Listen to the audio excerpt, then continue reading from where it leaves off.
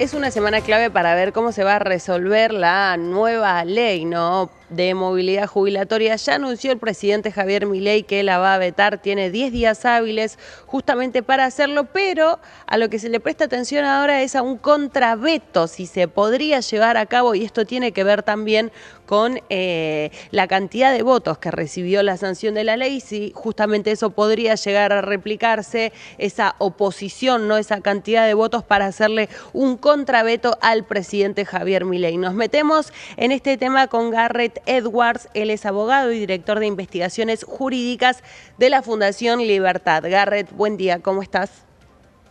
Buen día, Rocío, placer de hablar contigo. El placer es nuestro. Bueno, ¿cómo ves justamente este tema? ¿Tiene 10 días hábiles el presidente para poder vetar la ley? En efecto, tiene 10 días hábiles desde el momento en el que se aprobó por parte del Senado y se le comunicó. Si hacemos el cálculo, eso es básicamente hasta la mitad de la semana que viene. Si tomamos desde el jueves de la semana pasada, sería el jueves 5 de septiembre.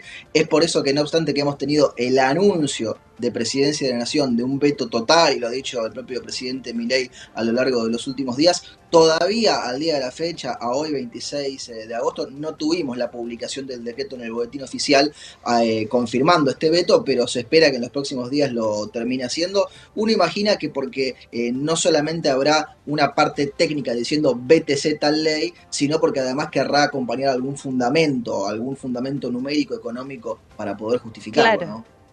Y se puede hacer un contraveto también, ¿no? Eso es lo que se plantea en este momento del Congreso, incluso donde se está viendo qué lógica toma, ¿no? Después de lo que pasó con esto, también con la caída del DNU por los fondos para la CIDE, se está viendo qué lógica va a tomar el Congreso y quiénes van a ser los aliados del oficialismo, ¿no?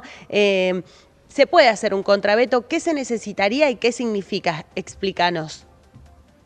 Es muy bueno ese término del contraveto, nos ha hecho desempolvar los libros de derecho constitucional, porque desde Néstor Kirchner a esta parte no ha sucedido, ¿sí? Desde el retorno de la democracia a esta parte, desde el 83 a esta parte, solamente unas 36 leyes han sido dadas vuelta por el Congreso de la Nación una vez que habían sido vetadas. En efecto, Milei va a estar vetando en los próximos días, dijo que el veto va a ser total, podría haber sido parcial, no es el caso, es decir, le dice que no completamente la ley, y esa ley retorna al Congreso de la Nación. En ese volver al Congreso de la Nación, el camino que hace es el retorno a la Cámara que haya sido de origen de ese proyecto. En el caso en cuestión de las jubilaciones es la Cámara de Diputados. Y en la Cámara de Diputados, que se había aprobado en junio, había obtenido la media sanción, no había obtenido los 2/3 de los votos. Esto es un dato clave para entender ahora todo esto. ¿Por qué?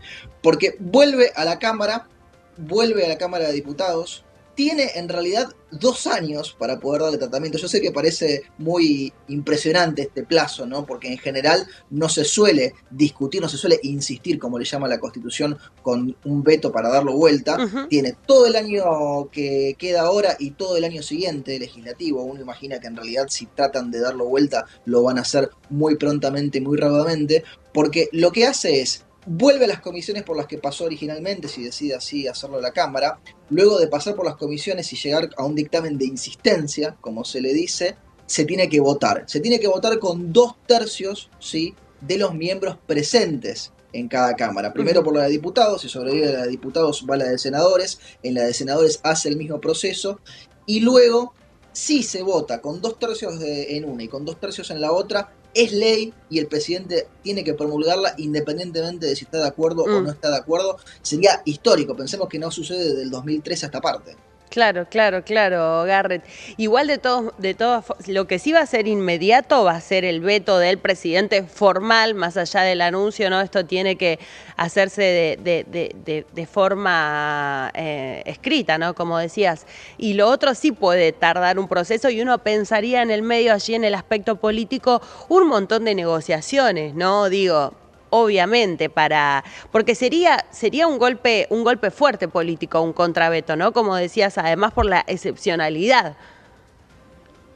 Sería un golpe muy fuerte a lo que es la política y la presidencia de Javier Milei, un Milei que en la última semana estuvo explicando económicamente por qué él considera desde su gobierno que esto le podría provocar perder el superávit fiscal, pero imaginemos lo siguiente, ¿no? La Cámara Baja necesitaría 172 votos si estuvieran todos presentes para que se diera vuelta el veto del presidente. Tuvo 160 cuando se votó en la primera vuelta, en esta primera ronda, mientras que en la Cámara de Senadores necesitaría solamente 48 votos, si están todos presentes, porque a lo mejor alguno se va de viaje, a lo mejor alguno decide justamente no estar, y tuvo 61 votos la semana pasada. Es decir, si tomáramos los números de las votaciones anteriores, en senadores podría obtener los 2/3, mientras que en diputados no, pero también es cierto que hemos visto cómo Mauricio Macri trató de ordenar a la tropa del PRO, dio un mensaje claro luego de lo que fueron las votaciones. En senadores parecieron no estar demasiado de acuerdo con lo que proponía Macri, quizás senadores más cercanos a Rodríguez Larreta o a las provincias, mientras que en diputados el esquema es completamente distinto. De junio a agosto, de junio a septiembre, la Argentina cambia completamente de opción. Bueno, sabemos que la Fundación Libertad es cercana, ¿no? Por supuesto, a Javier Milei y a La Libertad Avanza. ¿Cómo ven políticamente la sanción de esta ley? ¿Creen que hubo un interés genuino, ¿no?, por parte de la oposición de meter en este tema en agenda? ¿Lo ven como una forma de traer ruido también en un momento donde el gobierno en algunas cuestiones es muy firme? Podría decirse por algún aspecto positivo, pero por otro negativo, porque cierra la puerta, ¿no?, para muchas negociaciones, esa rigurosidad que tiene muchas veces, ¿no? Parece que es difícil saber qué ha pensado cada uno de los legisladores al momento de votar. Uno solamente escucha lo que manifiestan, pero puede ser que alguno de ellos tuviera intereses distintos de los expresados de manera oficial y de manera pública. Me da la impresión también de que esto requiere siempre un debate que vaya más allá de la dicotomía entre los jubilados sí o los jubilados no. Me parece que todos estamos de acuerdo, o por lo menos toda la gente de buena fe está de acuerdo en que los jubilados en la Argentina ganan poco y deberían ganar más. Del otro lado está la ecuación económica y financiera y fiscal, por sobre todas las cosas, que se ha visto destruida en los últimos 20 años, del 2003 hasta parte. Entonces, por un lado, lo que esto requiere, me da la impresión, es un debate serio de fiscalismo, es decir, dónde es que asignamos los recursos y de qué manera se lo puede hacer de forma más eficiente, que no fue lo que propuso la oposición al momento de presentar este proyecto de ley y de aprobarlo. Recordemos que desde el gobierno han planteado la inconstitucionalidad por faltarle la explicación y la justificación de cuáles son las partidas presupuestarias que se reasignarían para poder cubrir con este aumento. Claro, claro. Vos decías hace un ratito, Garrett, que el presidente lo puede vetar parcialmente o lo puede vetar por completo. Hay una cuestión en común con el DNU, que es la actualización por inflación. ¿Pensás que podría llegar, digo, igual de todas formas, si hace un veto parcial, tiene que ser ratificado por las cámaras, ¿no? O sea, como para ver si incluso se van sacando tal vez algunas cosas y no se hace un veto total, ¿no? Como parte del diálogo, ¿no? Incluso entre estos dos sectores políticos. ¿Te imaginás que eso pudiera llegar a suceder? Bueno, como posibilidad existe. En su momento se habló de la diferencia de los senadores del PRO que votaron la ley en general, pero en algunos artículos en particular no los acompañaron, que eran los que más complicaban las finanzas y las arcas del Estado Nacional.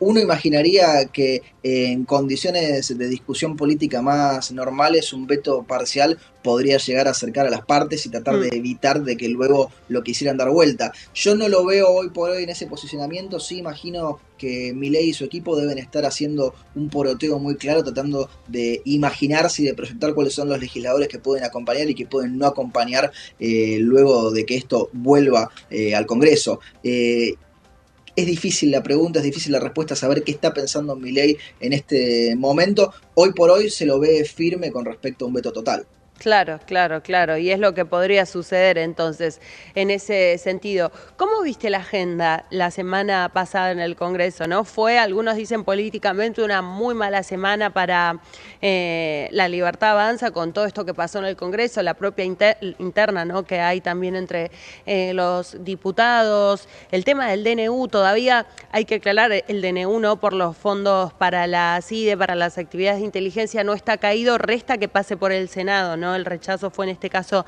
en diputados y le queda una instancia más.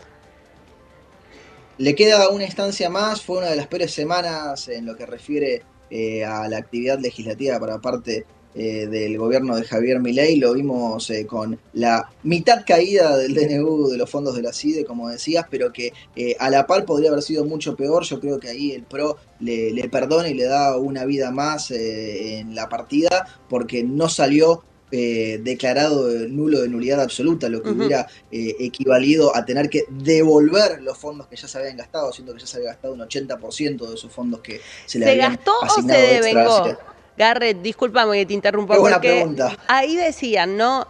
Que hay una cuestión que es que se compromete un determinado número para una determinada partida presupuestaria, pero que eso quiere decir que cuando se ingrese ese dinero, a ver, para ser como claros para quienes nos están mirando, se deposita.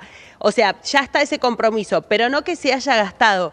¿Qué fue lo que pasó con esos fondos? ¿No? Porque los que están tal vez más en el tema del Congreso dice, está devengado, pero no se gastó todavía ese dinero. Sí está comprometido, no se gastó. ¿Qué información tenés vos al respecto?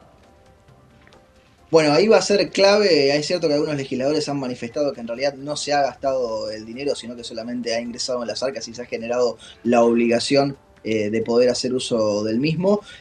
Para eso se conformó la comisión bicameral, que lo tiene a Martín Lustó presidiéndola, junto a otros senadores kirchneristas y legisladores, y en esa comisión van a tener que revisar qué es lo que efectivamente se ha hecho con esos fondos en estos últimos días y en estas últimas semanas. Obviamente que a Milei no le ha gustado la conformación de esa comisión bicameral, pero es la que se ha terminado eligiendo y la que se ha terminado definiendo, y ahí nos enteraremos. Uno quiere creer qué es lo que se ha hecho con esos fondos. También estaba la discusión sobre si se debería haber hecho por un decreto de reserva, es decir, uno de los que tienen su contenido confidencial y que solamente lo conocen las comisiones específicas, por tratarse de temas de inteligencia.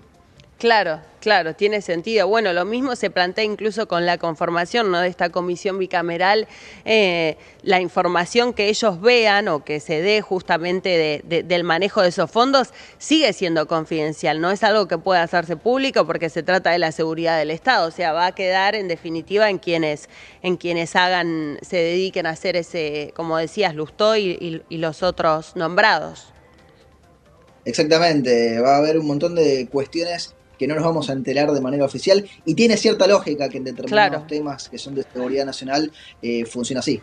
¿Qué pasa con el tema de los fondos? Porque algunos decían es un escándalo esta partida presupuestaria, 100.000 millones de pesos, bueno, y algunos otros decían, esperen que no es en porcentaje el mayor monto que se ha gastado para las actividades de inteligencia. ¿Qué pensás vos al respecto de eso? Creo que si bien es cierto que con el acomodamiento y la alineación de la Argentina con respecto al apoyo a Israel, el riesgo ha crecido de posibles ataques y atentados de parte de terrorismo internacional. Eso lo sigue y lo investigan tanto Luis Petri en defensa como la ministra Patricia Bullrich en seguridad, pero me da la impresión de que fue un faux pas técnico de parte de los asesores de Javier Milei no haber tratado la temática de mejor manera, como decía, con un decreto reservado. Cuando se está en un contexto de austeridad fiscal, cuando vemos, por ejemplo, que en principio para el gobierno las cuentas no cierran para el aumento jubilatorio, hablar de fondos de una cantidad que a la gente le suena muy grande y que son fondos que además se suman a los que ya tenía inteligencia, obviamente que eso genera un resquemor y genera que a la gente le disguste y le displazca. Se debería haber tratado, me da la impresión, de una manera más ordenada. Y en lo económico, ¿qué ves en este momento? Recién repasábamos, ¿no?, por ejemplo, la expectativa que hay para lo que pase con la inflación en este mes. Podría romper el piso del 4%, pero difícil, dicen, llegar a ese 2% para el mes de septiembre que aspira, ¿no?, el equipo económico. Bueno, veíamos mensajes del ministro Caputo y de Javier Milei al estar en Rosario al cierre de la semana anterior en la Bolsa de Comercio, donde Da la impresión de que no se eliminaría completamente el cepo de aquí a fin de año, por lo menos eso es lo que se viene entendiendo de los dichos de ambos personajes, con un Caputo que dice va a cumplir la promesa de bajar finalmente el impuesto país ahora en Ujú. septiembre, apenas arranque, o en algún momento del mes de septiembre, no tenemos claridad con respecto a la fecha, pero ha sido una de las promesas de los últimos meses que debería cumplirse para que los mercados reaccionen positivamente. Y ahí es donde viene la dificultad en la ecuación, porque el gobierno sostiene desde hace rato que no hay atraso cambiario, lo cual desde un punto de vista es lógico entender, porque para poder marcar que hay atraso cambiario deberíamos saber cuál es el precio de equilibrio del dólar, algo que no es posible de conocer si no se lo deja flotar libremente. Lo que tenemos hoy es un dólar encepado, un Ujú. dólar que es mantenido artificialmente. Si es cercano o no al valor de precio de mercado, lo sabremos el día que el cepo se levante. Pero la preocupación del gobierno es que al levantar el cepo y subir el dólar, eso se traduzca en más inflación, por eso es que tenemos todavía pisado los últimos aumentos de las tarifas. Está en una encrucijada muy compleja en la que sin duda alguna, imagino yo, ellos esperan algún fondo extra del exterior que venga como para poder aliviar la carga, ¿no? Absolutamente, Garrett. Muchas gracias por atendernos y traernos tu análisis sobre estos temas de agenda. Un placer, Rocío, hasta luego. Hasta luego.